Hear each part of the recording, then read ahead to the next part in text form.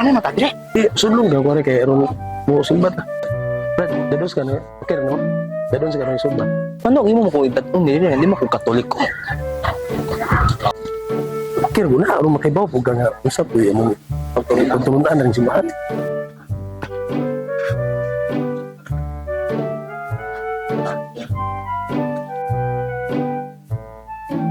Sus na po ni mga...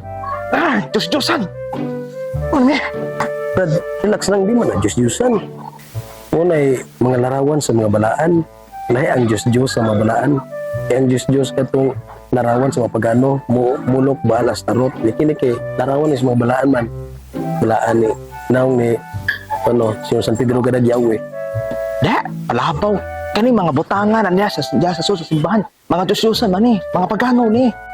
Tinood Brad nga, gingon dia sa Exodo 23:5 nga gidili ang mga larawan. So, dili tanan larawan na gidili sa Ginoo.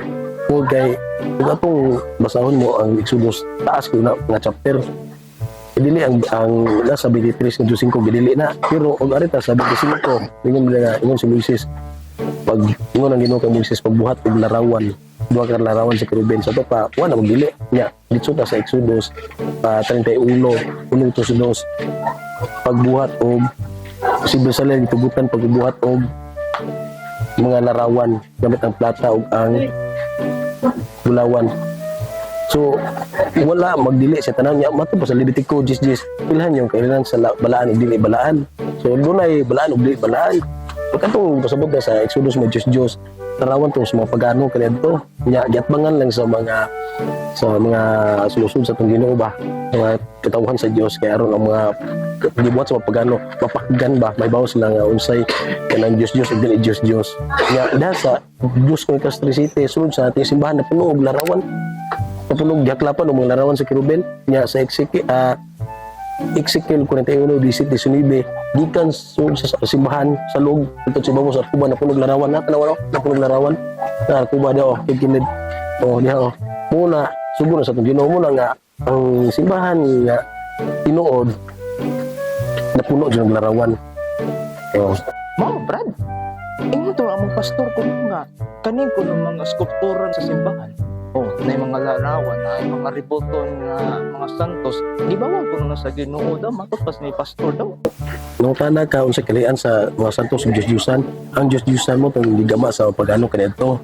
Kato bang naong sa mga animals nga gipurma nila gani naibnaw sa bituon gani nasa buhat City 41:3 nga nagsimba sila sa bituon ugaw sa bituon naiban gani sa buwan puti mga Diyos-Diyosan sa mga pagano kanadto mo to gikasilagan sa Ginoo nga yang katawhan di gusto ugnay lang simbahon ba kay bubuan man siya kumuna nga ang atong Ginoo gatugot og pagbuhat sa mga balaan aron ipakgang nato sa mga buhat sa mga pagano kasi may tugot sa atong Ginoo diha sa Exodo 25:18-22 nga ginan si Moses pagbuhat og duha ka larawan sa Kerubin.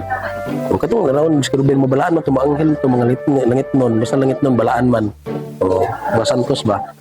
So wala gipakgang na tong mga Diyos-Diyosan natbangan na niya si Bezalel gitigag katakos gipuno ba nga pagpamuhat sa mga larawan gamit ang plata ug ang bulawan.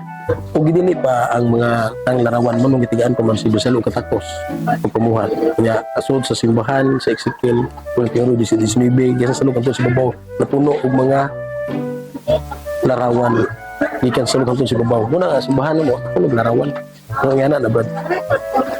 Muna nga salamat kay bro sa imong tubag hinaot la kunta na makakabig kag daghan aron na mapuno gyud ang mga miyembro diri sa simbahan og malinawan pod ang ilang mga una-una. God bless po bro.